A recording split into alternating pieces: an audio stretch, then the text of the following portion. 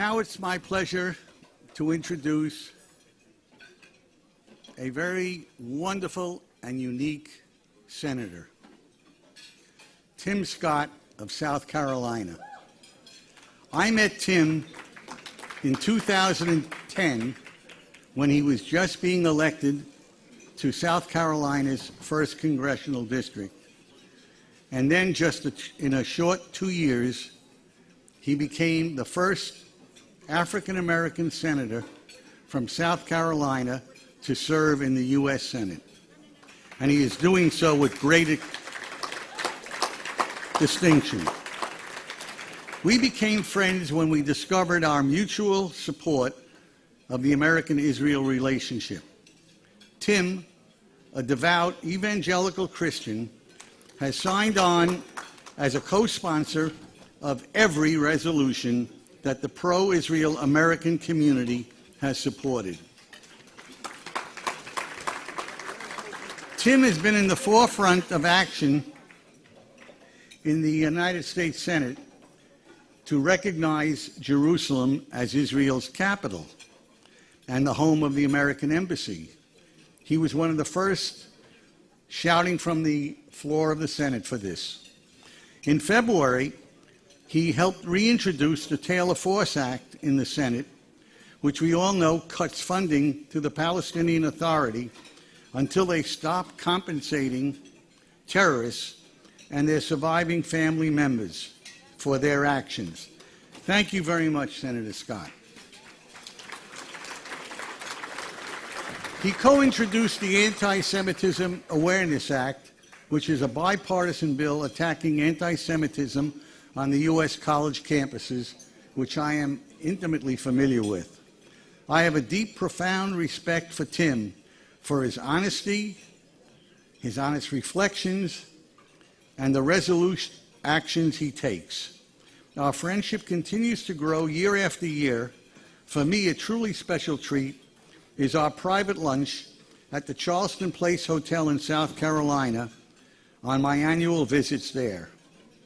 It is my pleasure to present the Speaker of Truth Award to my good friend, United States Senator Tim Scott.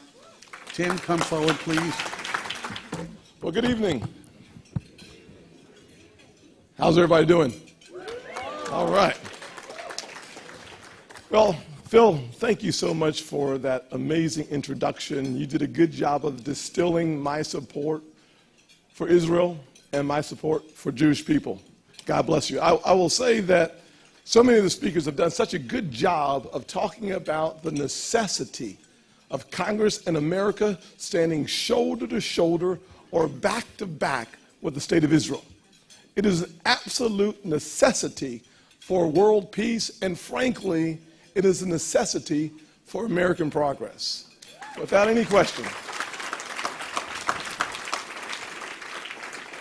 So often we spend time talking about how important it is for us to support Israel, and we forget sometimes how important it has been to the United States of America for the technology that comes out of Israel to support the USA.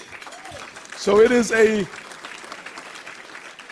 relationship built on trust, built on honor, built on shared values, but it is a relationship where America benefits from having a friend in the state of Israel. I am blessed to have become a champion, a supporter of the Jewish people in the state of Israel well before I ever entered into Congress. I am thankful. I am thankful that my first chief of staff in Congress was an observant Jew, Nicholas, who is with us today, Nick Muzzin back here. Now, I will concede that when you're running for Congress and your to-be chief of staff is an observant Jew, and your campaign manager is an observant Jew, on Friday evening, Mark, when a man gets in trouble, no one answers the phone. It was a good experience for me to understand and appreciate the commitment to our faith that folks have. Without any question. Let me just make 2 or 3 very quick points because I think we have covered so many of the congressional priorities that are important for us to maintain as we support the state of Israel. I think we've heard a lot about the goals and the ambitions that are shared with our country and the state of Israel without any question. I want to spend a few minutes simply distilling the importance of the Jewish community's impact here in America.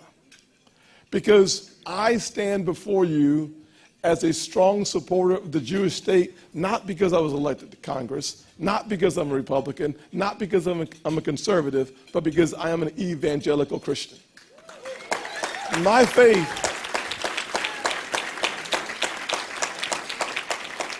it is my faith and my personal relationships that have informed me and made it my ambition, my goal, my responsibility to support the state of Israel. You see, as a kid growing up in a single-parent household in Charleston, South Carolina, I lost my way early on. How many of y'all know that all drifting leads in the wrong direction? And as a kid, I drifted in the wrong direction. As a matter of fact, as a freshman in high school, I was basically failing out. I failed world geography. I became the first United States Senator to fail civics, Mark. Now, I will say that after 6 years in the U.S. Senate, I realized that I am not the only U.S. Senator to fail civics. No question there. We need a whole lot of help in the U.S. Senate. I also failed Spanish and English.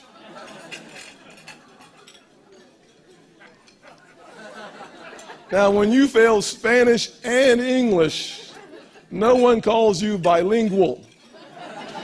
They all call you biignorant, because you can't speak in any language. Well, let's fast forward 4 or 5 years later. I'm now looking at a business career. I'm looking at opportunities. I finish high school on time. I go to college and do okay there as well. And I'm introduced at a speaking organization called Toastmasters to a guy named Larry Freudenberg. Larry is a Jewish young man who saw potential in me. He saw something in me that I could not see in myself. And for the next 6 years, Larry teaches me about being a business owner. He invests his time into bringing me into his insurance agency and helping me understand the key principles of success and significance. When I ran for county council 20 plus years ago, it was a guy named Mark Cummins, a Jewish fellow who owned a restaurant, who would spend time talking about some of the political issues that were important to the Charleston community. He spent a lot of time talking about the importance of advancing the cause of equality and progress for every single human being in Charleston County. When I ran for Congress, as I was preparing for the State House, it was a Jewish guy named Jerry Zucker, who has since passed away. Jerry was the first billionaire in South Carolina, died of brain cancer at the young age of 56. Jerry taught me so many valuable lessons about running my own small business, expanding my small businesses. He taught me to look for opportunities where they were rare and put everything you have behind those opportunities, and the most incredible things would be possible. We miss Jerry. When I ran for Congress in 2010, it was his wife, his widow, Anita Zucker, who became the chairwoman of my campaign. And as I reflected back on receiving this award tonight, I reflected on the powerful impact that the Jewish people have had in my life since about the age of 19. And I'm reminded that while we have international struggles, we have international challenges, we have significant challenges on our college campuses in America today. It's one of the reasons why I sponsored the Anti-Semitism Awareness Act. Because I realize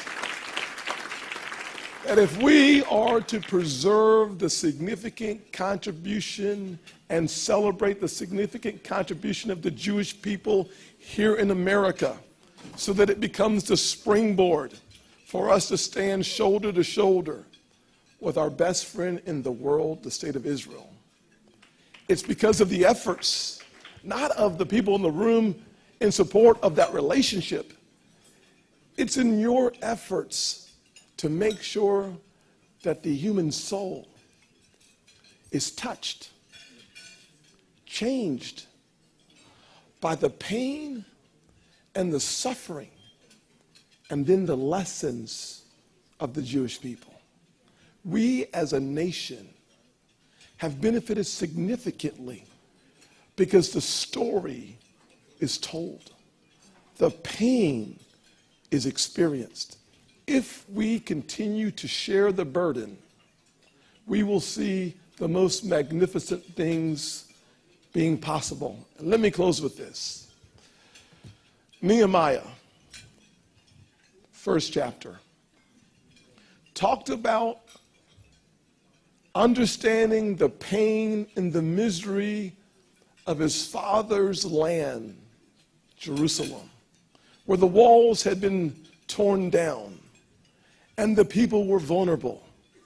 And Nehemiah, as an engineer, saw it as his responsibility to go back home to Jerusalem and to rebuild the walls. It's a powerful story of one person who had the vision and the foresight and the engineering background to transform and protect the people of Israel. I'm reminded of Esther, who seems to have been gifted with beauty. I was not given that gift by God. But at the appropriate time, Esther was given the responsibility to do something that may have cost her her life. And Esther finally came to the conclusion, for such a time as this, if I perish, I perish. And finally, Joseph, in the midst of a famine, he found himself in a unique position to do good and to save lives, because he was where the good Lord had placed him. After much pain and misery, he shared hope in the most powerful way. I share those three examples because I believe that the good Lord places each and every one of us in strategic positions. Let us all stand up and be counted. And if I perish, I perish.